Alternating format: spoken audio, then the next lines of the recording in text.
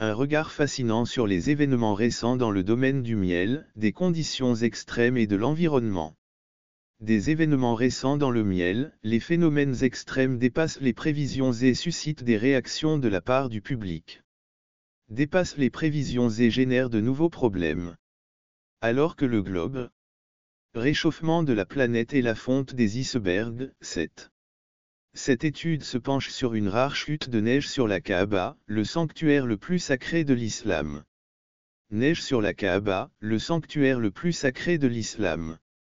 Nous ne pouvons ignorer le lien de cette tragédie avec les anciennes prophéties et les idées sur la fin des temps. De la fin des temps. En explorant ce sujet, nous devons apprécier les possibilités surprenantes de ce que cela pourrait signifier dans un contexte plus large, y compris les références bibliques à l'Antéchrist et aux prophètes. L'Antéchrist et le prophète. Préparez-vous à une étude qui remettra en question nos visions du monde, nos croyances et nos événements. Quelles conclusions pouvons-nous tirer de ces événements remarquables? Les événements remarquables sont le jugement de Dieu. Améliorez votre connaissance de ce sujet fascinant. De nombreux croyants croyaient que la neige sur la Kaaba à la Mecque était un signe de Dieu. La neige symbolise la purification des péchés dans le psaume 5. 7. Purifiez-moi et je serai plus blanc que la neige. Et dans Isaïe 1h18, l'amour de Dieu peut transformer les péchés en neige pure. Chute de neige à la Kaaba est la cause des avertissements. In second lao. Minute 18h20 sur les prophètes et conseillers menteurs. Ces versets bibliques nous informent sur de la neige à la Kaaba et nous invitent à réfléchir à son importance spirituelle et spirituelle. À réfléchir à sa signification spirituelle et prophétique au centre de la Kaaba. Au centre de la Kaaba se trouve une pierre noire sacrée. Admirez cette pierre et considérez-la comme un don divin. Certains croient que Satan essaie d'imiter le Christ. Please let me know Abu. La suite du texte que Dieu a influencé.